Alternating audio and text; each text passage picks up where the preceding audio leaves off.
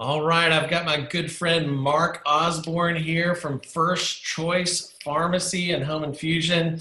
I probably said that backwards, but Mark, you'll fix it if I didn't say it quite right. But it's good to see you. Thanks so much for joining us and being a part of Hope Conference. It's great to see you. Well, thanks for inviting me, Jonathan. I guess in these days and times, this is the closest we're going to get of, actually seeing each other for a while, huh? Unfortunately. I know, it's one of those things where we all miss being together in person, and I really genuinely look forward to when we can be back together. But I also recognize, I know, there's a need in some ways for us to also play it safe. I'd rather be conservative and get through this season healthy than I would to take unnecessary risks. So, man, we appreciate you being flexible and always so grateful for your support and your sponsorship of these events. We really could not do these things if it wasn't for your help, and you guys have been a big support, and we really do appreciate you being a part of it. Well, not a problem. We really appreciate you, allowing us and giving us the opportunity, and in talking to you and Porter both. I know I've said to Porter in the past, I really like being part of Hope and trying to support you all I can, and to be quite honest, because of the support and what you all do for the community. So, Well, thank you for that. And it is, our heart is very connected to our mission and what we do every day. And again, that's something that, we just couldn't do without you. So thank you again for all that you do. I mean, one neat thing too, is you guys have really grown. I mean, I know that you are helping more people in more states than you were once upon a time. So, I'm looking at your map behind you there, and you guys are all over the place. So you're not just in one location. You're kind of helping people all over like we are. So it's good to see that as well. we're getting there.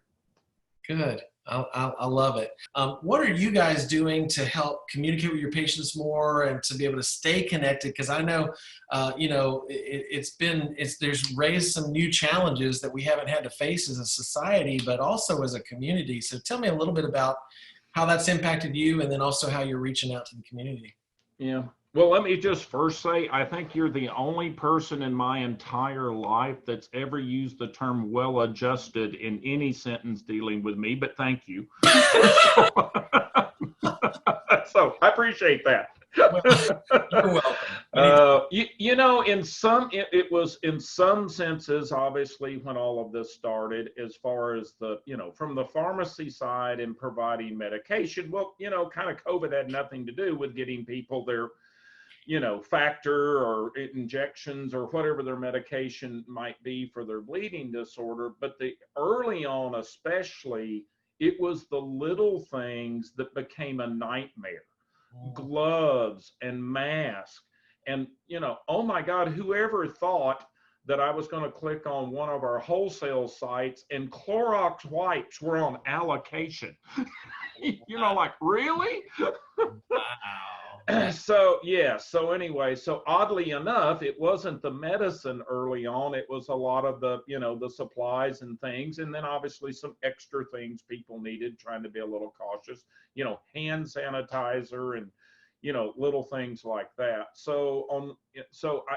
Early on, and even a little bit today, it really just made everything more complicated, took longer, sort of thing. So obviously we've been able to continue to get everyone their medicine, take care of everyone. I think the big thing about the current circumstances is being a small independent pharmacy. One of the things we prided ourselves on is the personal contact we had with our patients. And a lot of times, as you all know, patients become friends. You've known, I've got kids that I've known since they were, little, and now they're in college and that sort of thing.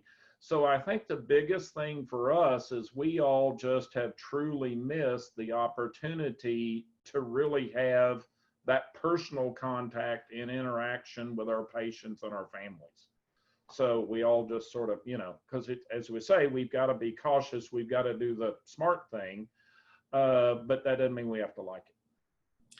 Yeah, that's true, and I'm with you there, and I so appreciate the level of contact and service that you go out of your way. I've noticed that just about being around you and your the fellow coworkers, just how much you really you make it more like a family than you do a transaction, and I really do admire that about the work that you do, and love that you can have that high touch service, which I think is becoming more valuable in this environment for sure. Yes. People are still having some trouble that we found with insurance hurdles and trying to navigate. We've seen some people that haven't even wanted to make a change if they're in this situation, but they're very frustrated, with their current circumstance. I mean, if somebody's looking to make a change or to try to shift from one type of, pharmacy to another or to whatever service that they're trying to do, even product wise, what does that look like for you guys? And are y'all able to help them make those transitions more smoothly, even though it's not done in person? Um, wow, insurance companies. How Yeah. about there's Oh, nothing you about know, that. or Yeah, yeah. There's nothing about that that's, easy or smooth or anything else. Yes, I would like to be able to say to answer your question. Oh, absolutely, we're yeah, there to do that. Unfortunately, the truth is, in these days and times, that insurance companies so much dictate certainly where all patients, especially bleeding disorder patients, get their medication. And even to the point, even more and more a little bit that we've seen in the last few years, sometimes what medication is available to them, what's covered, what's not covered. So I think I'm going to give you what I consider the honest answer, and that is yes, we're always there. We have some insurance specialists, we have patient assistance specialists, coordinators, folks that have been in the bleeding disorder community and families for years that we're real good at helping do that. But as far as saying that I can fix an insurance company or sometimes that I accomplish anything, or we're able to accomplish anything, I can't honestly say we are, as all most of you all know. So that's yeah, just of the course. unfortunate thing these days. So everybody, we get asked all the time, oh, well, what insurance company, what insurance do you take? Well, we pretty much take all insurance. But even in insurance companies anymore, they have 12 or 15, 20 different plans. Mm, You can't just say you take Blue Cross right. because they've got 20 different plans, and we might take whatever, 5 of them or 19 of them. And then on top of that, I'm not sure you're aware, but more and more, especially larger companies, are becoming self insured. Mhm. Well, if a company's self insured and United, Aetna, Blue Cross, whoever is just managing their benefits for them, then that's a whole different ball game because a self-insured company can have kind of whatever rules they want either. So the insurance question is that the only answer we can ever give people anymore is if you're interested in seeing if we can service and provide your medicine, is we'll just have to try to run a test claim, research your insurance to see if we're an option or not. Mhm, mhm. And unfortunately, as you probably know, and I'm sure you probably hear, more and more patients, not just hemophilia patients, bleeding disorder patients, but in all specialties, and especially in the specialty pharmacy situation, not like, just going down to your local family drugstore, are being limited on what their choices are. Mhm. You Do you know, think that that's a good thing or a bad thing for the community? The oh, I limit. think it's well, the story the insurance companies say and always tell makes it sound like a good thing, but I think it's an absolute bad thing. I Oh, mean, the insurance companies and providers tend to say, oh, well, by limiting your choices and we get group purchasing and blah, blah, this, and we're trying to keep costs down. But what I've never really understood from the insurance companies is if they reimburse something at $1 a unit, why would they care who they reimburse the dollar? If they say, there's a thing out there called the anti-willing provider law. And it's supposed to say any patient has a right to go any pharmacy they want as long as that pharmacy is willing to accept the reimbursement rate that the insurance companies have or provide. So what I've never understood, if an insurance company reimburses at $1 a unit, why do they care who they give the dollar to? And then the other side of that, and I'm not sure why whoever is in charge of all that is allowing it, more and more insurance companies are starting their own specialty pharmacy. Well, then, of course, they from day one are trying to force you all as patients to have to go to their pharmacy. Right. And of course, from the insurance company standpoint, if they're taking your premium in the right hand and they're sending the money out of their own pharmacy in the left hand, they don't really care which hand the money's in because it's both theirs. Right. So they're dictating the reimbursement either way. That's exactly right. If they pay a higher reimbursement to their own pharmacy, they make more money here. If they pay a cheap reimbursement to their own pharmacy, they just keep it on the premium side. So no, I don't understand the limiting other than obviously if it is in their best interest. And I have no idea if that's what's in the insurance company's best interest to make more money, how that's ever in the patient's best interest. Yeah, I would have to agree that I don't think it is in the patient's best interest. I kind of find myself as, I don't know if casual observer is the right way to say that. I think it's probably more of a intrigued observer, but I don't feel like that change is going to happen in that way. We've seen a steady decline on the options and the choice, although the manufacturers have continued to expand the plethora of options on what drugs are available, which is great. Right. Yes.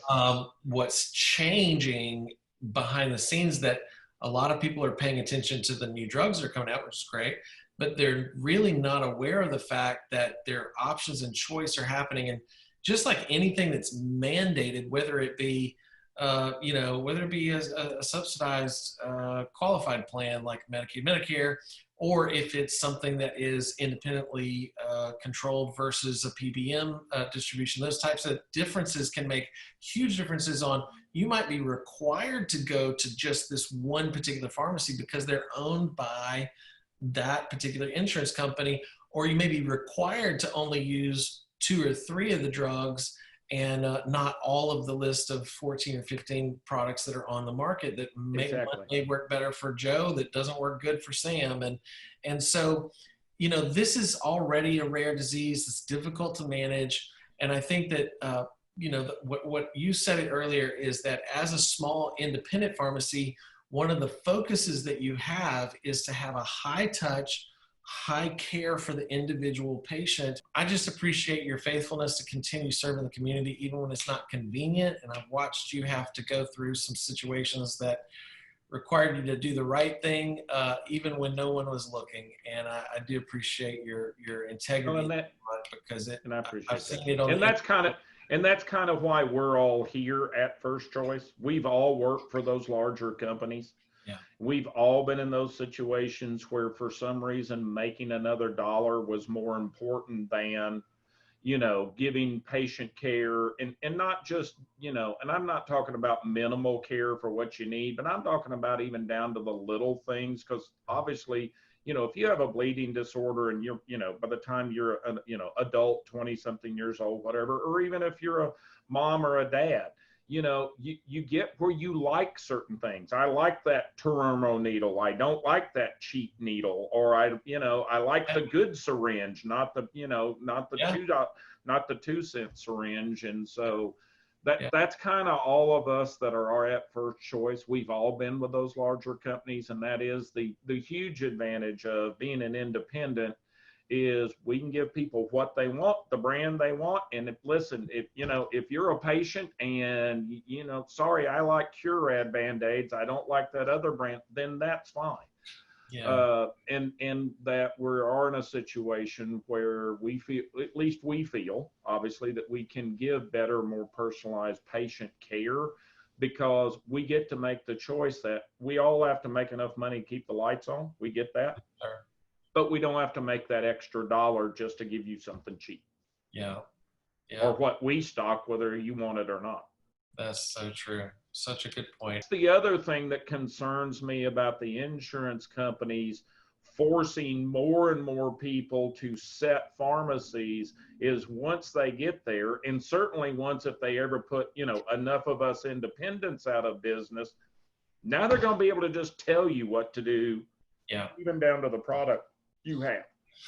Yeah, and I think it's a much bigger issue. There's a precedent that was set about 7 or 8 years ago in the HIV community in California. They won a case where they rejected the PBM model, and in HIV they were able to get their drugs from any pharmacy on any plan. And I think that there's some data that we're collecting that really could get us there. I think it's going to take a combination of not just hemophilia, but other rare diseases that face the same issue, which is one of the reasons why we have been working with, our move to try to help some other disease states through our Hope Charities brand. And as we continue to expand and others, I've been working with a group called the United for Charitable Assistance Coalition, which is a large group of these people. Most of the people on the committee are in the organization are PAN Foundation, PSI, Assistance Fund, Right. Good Days, a lot of the organizations that provide some type of premium or copay assistance. But we've been going to the Hill, working on bills, and look, our goal is not necessarily to try to tackle these issues and make a significant change today, because we really can't. What we're trying to really discover is what can we all agree on. And I think the issue here is that insurance, to some degree, a path forward for insurance for everyone where it is still available, is going to have to be solved first. But until we get so unhappy with the lack of choice and the lack of availability. I've been in pharmaceutical sales most of my life, Yeah. and I don't care if it's high blood pressure or diabetes Right. or a bleeding disorder. That's right. Nothing's for everyone, and all of our bodies are very individualized. Therefore, our response to any medication is very individualized. That's exactly right. And it, like an anti-inflammatory, you may do great on ibuprofen, but I don't do well with it, and I need naproxen. Yep. That's why I love moments like this, conferences like this. It gives us an opportunity to get together and really kind of talk about what are you struggling with, what are you having issues with. And I always say this: in a bleeding disorder community, the home really is the hospital. That's where the treatment happens, is at the home. And if you don't have a safe, clean environment where you can get consistent access to your therapy, you're not going to survive that. You're just not going to survive that long term, or your quality of life is going to be so poor that you don't want to survive that. And the truth of it is that that's one of the reasons why we are so focused on financial assistance programs, because if someone has their utilities disconnected or gets evicted from their home, the very first thing that goes is their ability to receive medications consistently, because they don't have an address. And for that reason, we want to keep them as stable as possible, because it would be just like unplugging the power cord from the hospital that's down the road. And we wouldn't think about doing that, but for whatever reason, we allow it to happen day in and day out for individual patients. And I'm not willing to stand for it. And I know you're not willing to stand for it. And there's a handful of us throughout the community that are willing to say, you know what, we're going to sacrifice to make sure people stay as stable as possible, so that we can make sure that they get the treatment consistently as they need it. But I think the next phase for us is that we should also be willing to take a stand in the same way for choice as well, because this limitation of choice should not be something that we're comfortable with and just allow to happen. We have the ability. We live in the country that spends the absolute most on healthcare of any other country in the world. We should have access to many choices that continue to come available to us when we decide that we want those choices available. Well, and obviously that's, me well enough to know that's kind of, our kind of whatever motto or saying or whatever in the bleeding disorder community part of our pharmacy is, your care should be more than sitting a box on your front porch.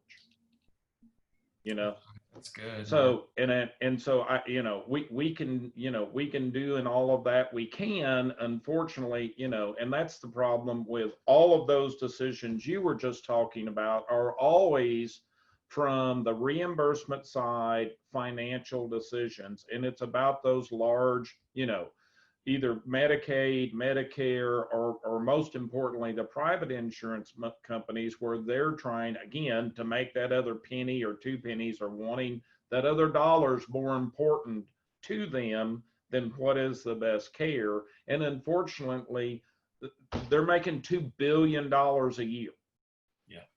Yeah. Sorry, I'm a little pharmacy in Hendersonville, Tennessee, and yeah, we're in but still, or even Hope for Hemophilia, and you all are a non-profit charitable organization. That's the hardest part about that, is they've got, staffs of lawyers on hands and making $1 billion a year, and lobbyists up at our state and federal level with our politicians, and fighting that battle against that much money in those insurance and companies and PBMs is, Well, I'll I tell don't you, know, this. certainly frustrating. I came from the financial planning part of the world, and you know that I have a background in investment banking. And part of my research and analyst work back then had a lot to do with studying these financial reports of these large corporations that do this, including insurance companies. A lot of people don't realize this, but actually insurance companies, it's a well-known fact on Wall Street, insurance companies have more money than banks do. And this is not an issue of who should have what money or what profit should be made. I just simply like to bring out the point that we as a community, and you hear this in politics a lot, you hear this in the general population a lot, people have come to terms with saying, well, it's okay, because how else are we going to pay for it unless everybody participates?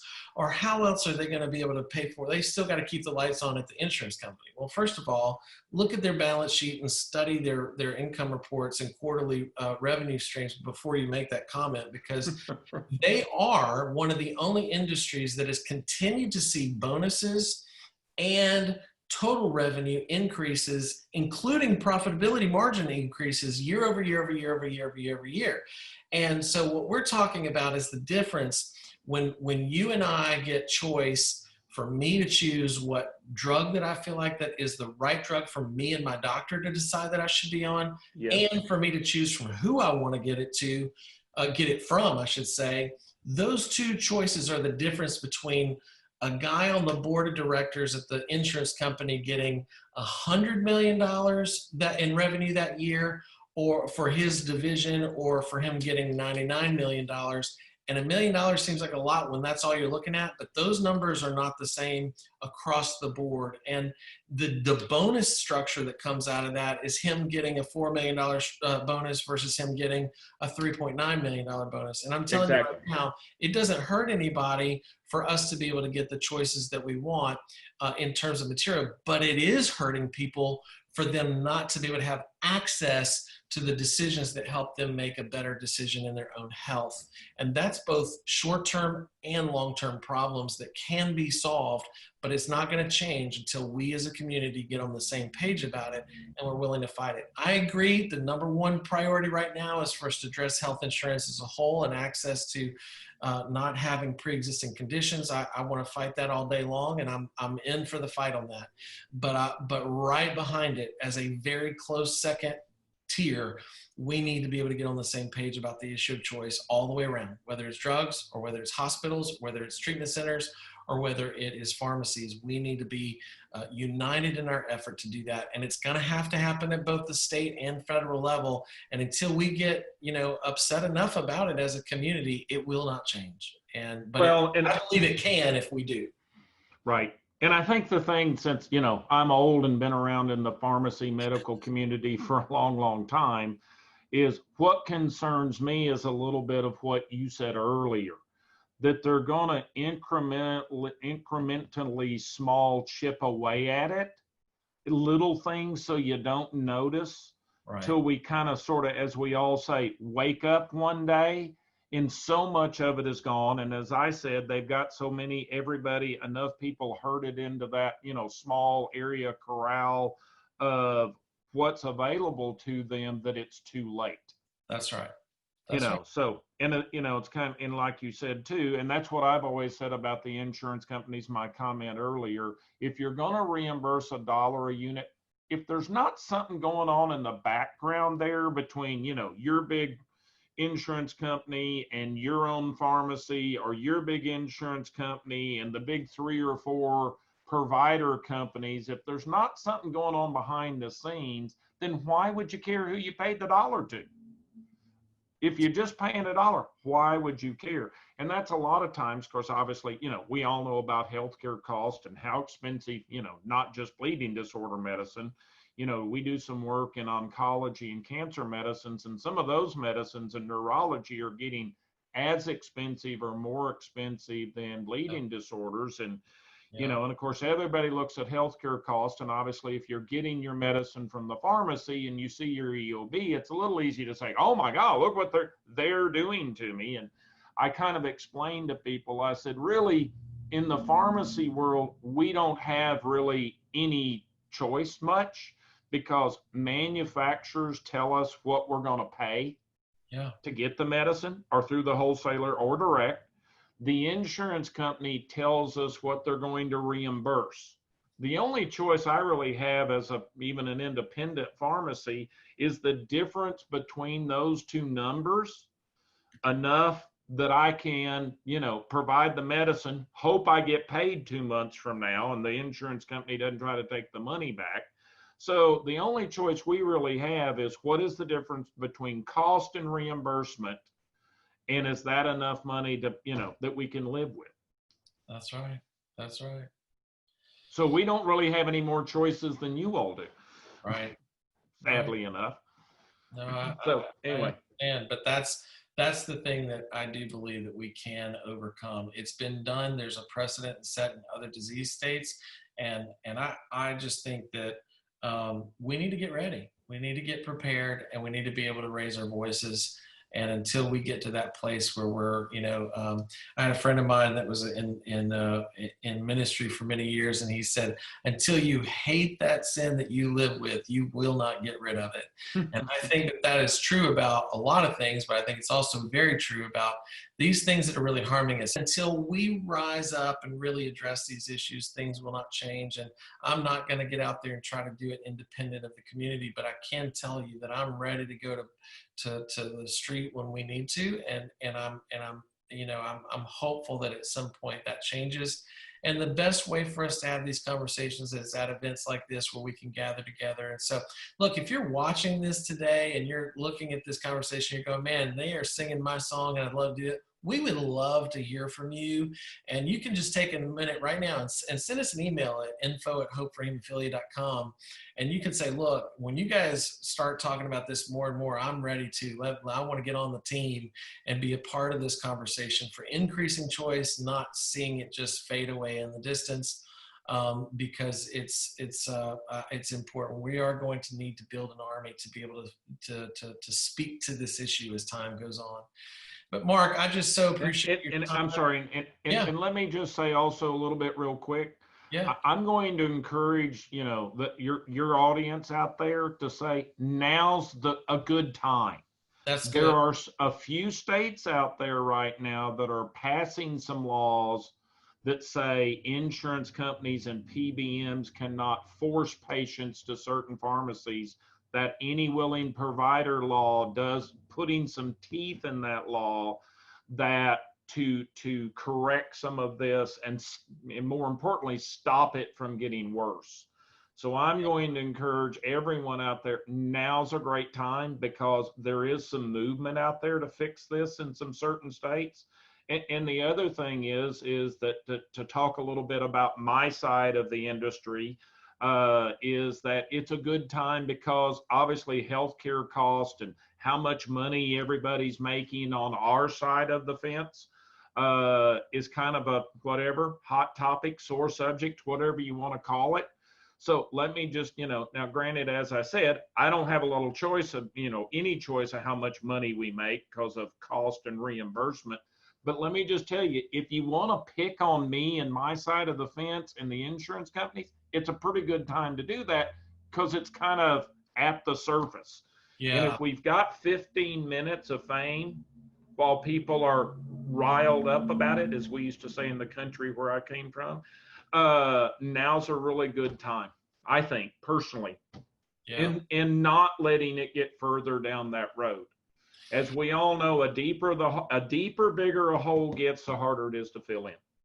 That's good advice, Mark. And I'm with you on that. And I'm ready to go. This is a conversation you and I have been having for a long time, and I know that there's a lot of people out there that are, that have been kind of the silent majority in a way. And I say it's time to rise up. Let's start having the conversation and see what we can do to make change happen, because we're the only ones that are going to defend it for our kids and our grandkids and everybody else coming down the line. And if we don't say something, nobody else will. So thank Well, you and so as you said, much. it's a good time too, because there's a lot of other disease states, Yeah. oncology, neurology, rheumatology. I mean, it's great. We have better and better medicine. I think you just said you're 42 years old. You've got a lot better medicine choices than you did when you were born. Absolutely. But unfortunately, and cancer and treating cancer and all of those things are all the same thing, but better medicine, more expensive. So it's not just the bleeding disorder community.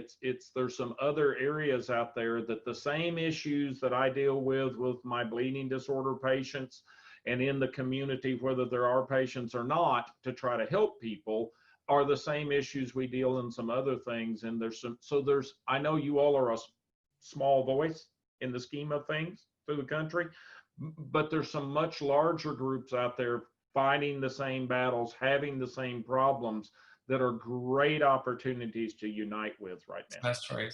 And that's part of the reason why we're doing what we can through the Hope Charities channels to expand that and connect with those other groups, but also through the work that I've done with the United for Charitable Assistance Coalition as well. That coalition just by itself represents around $800 million worth of organizations annually, and it is really making a big difference in terms of trying to push the conversation a little bit more forward as it pertains to helping people on the ground where it really matters. So Mark, thank you again for all your support and all your help, not only of us, but also just the community as a whole. I know you do a lot to help a lot of people that you don't even get any reimbursement for. So I've seen some of that too. And so I appreciate the work that you do, and it means a lot. We are so grateful for First Choice and their support of these events like this. So thank you for being here, and thank you for having this conversation today, because I hope it'll help a lot of people. Well, I too do. Well, and thank you very much for inviting me on and allowing us to be a part. And we'll talk to you again soon. Thanks. Hope to see you soon. All right.